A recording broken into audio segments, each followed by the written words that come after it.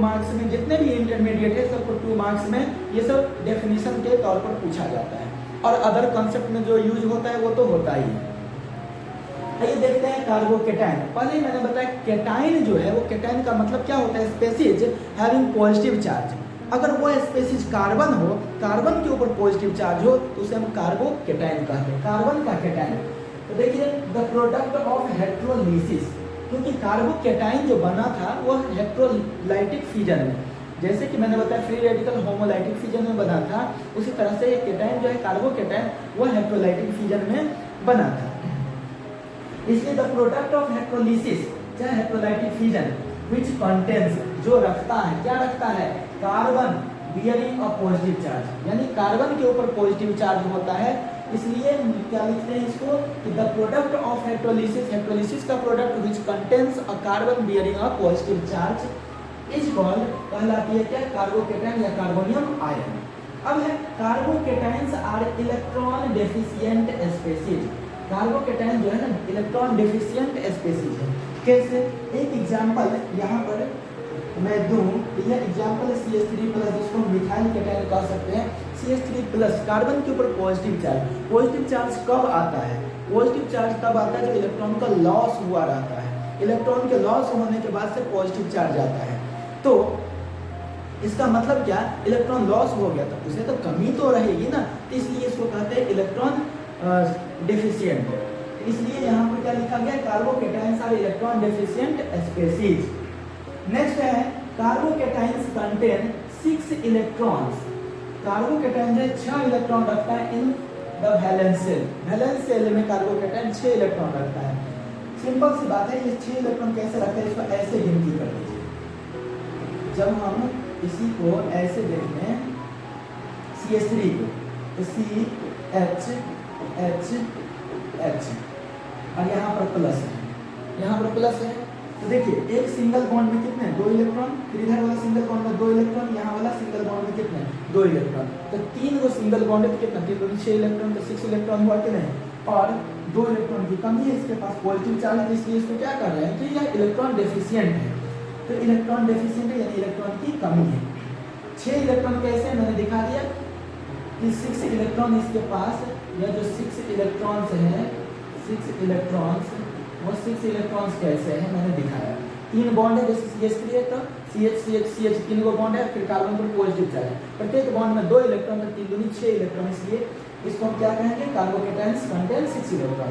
Next है carbocations are also planar chemical species. Planar, planar का मतलब क्या हो गया, एक प्लेन में स्थित होना। जैसे यह बोर्ड है, तो बोर्ड पर ही अगर कोई स्ट्रक्चर खींच, जैसे ट्रायंगल हो गया, सर्कल हो गया, तो वो क्या हो गया, वो हो गया प्लेनर। तो इसलिए यहाँ पर हम क्या कह सकते हैं कि कार्बोकेटाइन जो है वो प्लेनर केमिकल स्पेसीज है, और इसका हाइब्रिडाइजेशन जो है sp2, यानी कि sp2 hybridised with an empty p orbital. इसके पास जो है ना एम्प्टी p ऑर्बिटल, अगर p ऑर्बिटल इसका जो है ना भरा हुआ रहता तो हो सकता था कि एक अलग स्ट्रक्चर यह जो देता, तो वहाँ अलग स्ट्रक्चर के वजह से वो 3D भी हो सकता था, प्लेनर ना होकर के स्पेशल भी हो सकता। तो देखिए CH3 है, अगर हम इसी चीज को हम दिखाएं CH3 को, अगर यहाँ पर H दे दें, यहाँ पर H दे दें, यहाँ पर H दे दें, तो यह क्या हो गया CH3 और पॉजिटिव, क्योंकि ये जो p ऑर्बिटल है ना वो वैकेंट है, खाली है, क्योंकि यहीं का इलेक्ट्रॉन लॉस हुआ होगा जिसके वजह से पूरा पॉजिटिव चार्ज आया है। तो यह हो गया एक प्लेन में ही स्थित होना, इसलिए प्लेनर हो गया। अब स्टेबिलिटी ऑर्डर की बात करते हैं कि the stability order of carbocations, carbocation का स्टेबिलिटी ऑर्डर। तो स्टेबिलिटी ऑर्डर अस्थायित्व, कौन सा कार्बोकेटाइन सबसे ज्यादा स्टेबल होगा, तो सबसे पहले बात वही ट्राइफिनाइल वाला, ठीक है ना, ट्राइफिनाइल कार्बोकेटाइन, डाइफिनाइल कार्बोकेटाइन, उसके बाद 3 डिग्री कार्बोकेटाइन। 3 डिग्री के लिए बताया गया आपको, 3 डिग्री के लिए कि वह कार्बन जो 3 अन्य कार्बन से जुड़ा हुआ हो और उस कार्बन पर पॉजिटिव चार्ज हो, यानी जिस कार्बन पर पॉजिटिव चार्ज हो वह 3 अन्य कार्बन से जुड़ा हुआ है, तो उसको हम क्या कहते हैं 3 डिग्री कार्बोकेटाइन। इसका ऑर्डर फ्री रेडिकल से थोड़ा सा डिफरेंट है, शुरुआत का 2 तो ठीक है, ठीक, इसलिए ट्राइफिनाइल कार्बोकेटाइन, इसके बाद से फिर यहाँ पर क्या है, यह हो गया डाइफिनाइल, उसके बाद 3 डिग्री, इसके बाद से देख सकते हैं कि इसको कह सकते हैं बेंजाइल कार्बोकेटाइन, ठीक है ना, मतलब C6H5 को फिनाइल कह रहे हैं, उसके बाद से जो कार्बन है वो, ठीक है ना, CH2 है उसको हम बेंजाइल कह रहे हैं। यहाँ पर बेंजीन से लगा हुआ CH2 को बेंजाइल कहते हैं। इसके बाद से 2 डिग्री, इसके बाद से यह हो गया एलाइलिक कार्बोकेटाइन, इसके बाद 1 डिग्री कार्बोकेटाइन, इसके बाद से यह हो गया फिनाइल कार्बोकेटाइन, ठीक। और ये जो हो गया विनाइल कार्बोकेटाइन। विनाइल के लिए मैंने बताया था डबल बॉन्डेड कार्बन और ही पॉजिटिव चार्ज हो तो क्या हो जाएगा विनाइल। डबल बॉन्डेड कार्बन से जुड़ा हुआ, डबल बॉन्डेड कार्बन से जुड़ा हुआ सिंगल बॉन्ड से जो कार्बन है उस पर अगर पॉजिटिव होगा तो वो क्या हो जाएगा एलाइलिक कार्बोकेटाइन। इसलिए देखिए एलाइल केटाइन या एलाइल कार्बोकेटाइन की हम जो बात कर रहे हैं तो देखिए यहाँ से ये क्या हो गया एलाइल केटाइन, क्योंकि एलाइलिक कार्बन ये है इस पर पॉजिटिव चार्ज है इसलिए इसको कहते हैं एलाइल केटाइन। विनाइल के लिए क्या बताया मैंने, ये जो डबल बॉन्डेड कार्बन है, डबल बॉन्डेड कार्बन पर ही पॉजिटिव चार्ज होता है वो विनाइलिक कार्बन है तो इसलिए विनाइल केटाइन वो कहलाएगा। तो इसमें क्या हो गया ये वाला जो है C6H5, C6H5C, ऐसे देखिए ये जो है C6H5 ये ट्राइफिनाइल कार्बोकेटाइन, C6H5 यानी जिस कार्बन पर पॉजिटिव चार्ज हो वह अन्य 3 फिनाइल से जुड़ा हुआ तो ट्राइफिनाइल कार्बोकेटाइन इसको कहते हैं।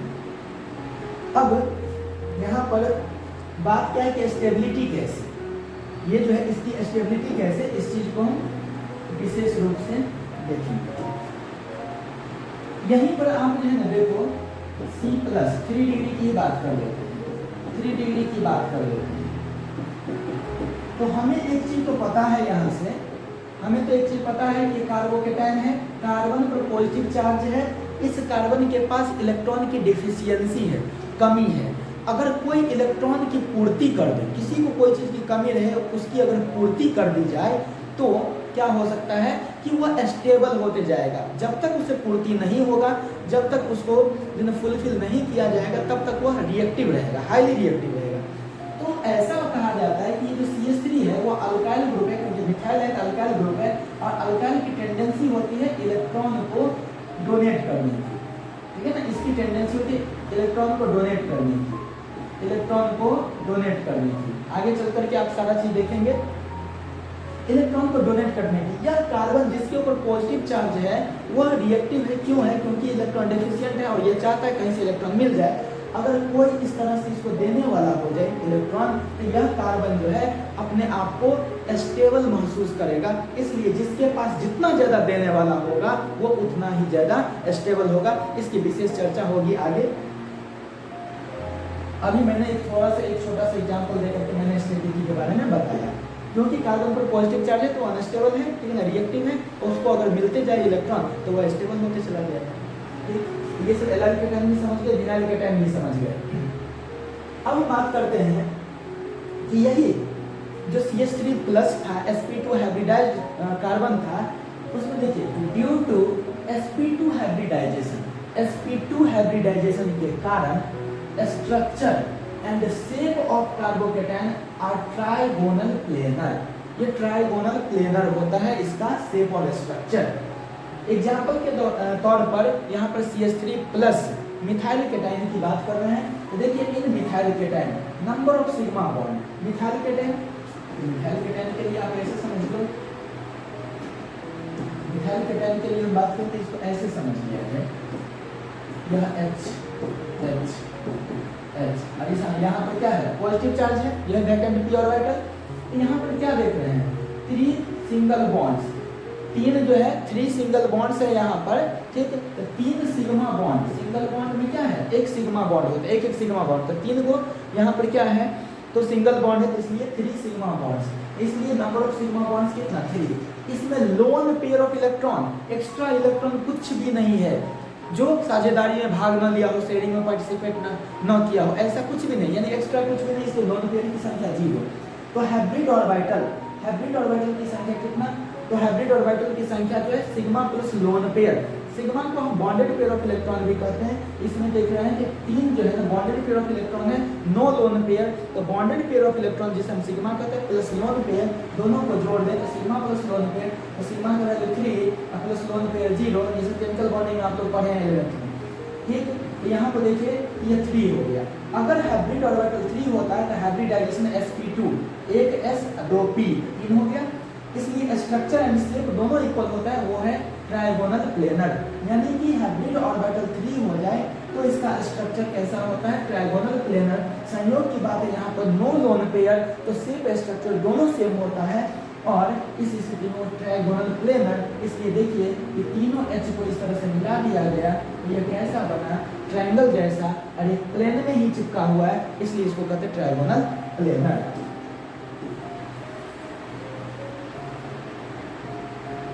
है कि सिंस कार्बन, ये जो हम कार्बोकेटाइन की बात कर रहे थे उसमें कि since carbon has 6 electrons only, carbon के पास 6 इलेक्ट्रॉन होता है केवल।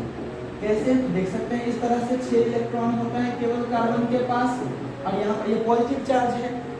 तो क्या लिखा कि since carbon has 6 electrons only therefore carbon has incomplete octet, क्योंकि कार्बन के पास 6 इलेक्ट्रॉन है तो 8 तो नहीं है, 8 पुराने के लिए, ठीक है ना, इसको हम क्या करना है कि 2 और इलेक्ट्रॉन की जरूरत है, तो अभी तो कंप्लीट नहीं हुआ, इसलिए इसको क्या करना है, इनकम्प्लीट ऑक्टेट इन कार्बोकेटाइन। इसलिए कार्बोकेटाइन में क्या है, इनकम्प्लीट ऑक्टेट है। अगर generally in carbocation there is no unpaired electron, इस कार्बोकेटाइन में कोई भी अनपेयर्ड इलेक्ट्रॉन नहीं है, जो भी है वो पेयर्ड इलेक्ट्रॉन है। देख सकते हैं यहाँ पर पेयरिंग में चला गया इलेक्ट्रॉन, जिसके वजह से बॉन्ड का फॉर्मेशन हुआ। अनपेयर्ड इलेक्ट्रॉन यहाँ नहीं है, hence carbocations are diamagnetic in nature, इसलिए कार्बोकेटाइन जो है डायमैग्नेटिक नेचर का है स्वभाव में, इन नेचर, एक्सेप्ट दोज, मतलब उन कार्बोकेटाइन्स को छोड़कर व्हिच आर एंटी एरोमेटिक। जब एरोमेटिसिटी पढ़ाएंगे तो वहां पर पढ़ाएंगे एंटी एरोमेटिसिटी, एरोमेटिसिटी, ठीक, तो उसमें आप देख लेंगे, ठीक है ना, कि कुछ ऐसे भी कार्बोकेटाइन होते हैं जो क्या है, एंटी एरोमेटिक होने के वजह से उसके पास डायमैग्नेटिक नेचर ना होकर के पैरामैग्नेटिक नेचर होता है, जबकि अदर कार्बोकेटाइन जो डायमैग्नेटिक नेचर का होता है, जबकि कुछ ऐसे कार्बोकेटाइन जो एंटी एरोमेटिसिटी को शो करेगा वो 4n रूल को, क्योंकि एंटी एरोमेटिक कंपाउंड जो होते हैं, एंटी एरोमेटिक स्पीशीज जो होता है 4n रूल को फॉलो करता है और वह पैरामैग्नेटिक होता है। एग्जांपल के तौर पर हम इसको देखें, इसमें क्या है, इस कार्बन के ऊपर पॉजिटिव चार्ज है और यहाँ पर हमने क्या देखा, यहाँ पर देखिए तो इसमें कितने इलेक्ट्रॉन हैं, यहाँ पर डबल बॉन्ड है ना, तो जरा सा ध्यान दें, डबल बॉन्ड है, देखिए तो यहाँ पर भी डबल बॉन्ड है, तो 2 इलेक्ट्रॉन यहाँ, 2 इलेक्ट्रॉन यहाँ, कितना, 4 इलेक्ट्रॉन। इसी को कहते हैं 4n रूल, यानी कि 4n इक्वल टू, इधर से कितने इलेक्ट्रॉन, डबल बॉन्ड में मिला करके 4 इलेक्ट्रॉन, तो 4n इक्वल टू 4, तो n इक्वल टू 4/4, ये 4 इधर गुणा में किधर जाकर के भाग में जाएगा, काट करके कितना, 1 इंटीजर आ गया। तो क्या है कि 4n रूल को फॉलो कर रहा है, इंटीजर आना चाहिए, कोई फ्रैक्शनल नहीं। तो अगर क्या हो कि 4n इक्वल टू यहाँ पर जो भी पाई इलेक्ट्रॉन से, डबल बॉन्ड के इलेक्ट्रॉन से हैं, तो अगर वो इंटीजर आ जाता, यानी 4n इक्वल टू 4 है तो n इक्वल टू 1 जो इंटीजर है, इसका मतलब 4n रूल को फॉलो कर रहा है और इसलिए इसको कहते हैं पैरामैग्नेटिक, यानी जो एंटी एरोमेटिक होगा। कैसे पता चला एंटी एरोमेटिसिटी, क्योंकि 4n रूल को फॉलो कर रहा है, एंटी एरोमेटिक होगा कार्बोकेटाइन तो वह पैरामैग्नेटिक होगा, अदरवाइज डायमैग्नेटिक होगा। ये सब तरह की चीजें हम लोगों ने इसके रिगार्डिंग, कार्बोकेटाइन के रिगार्डिंग पढ़ लिया।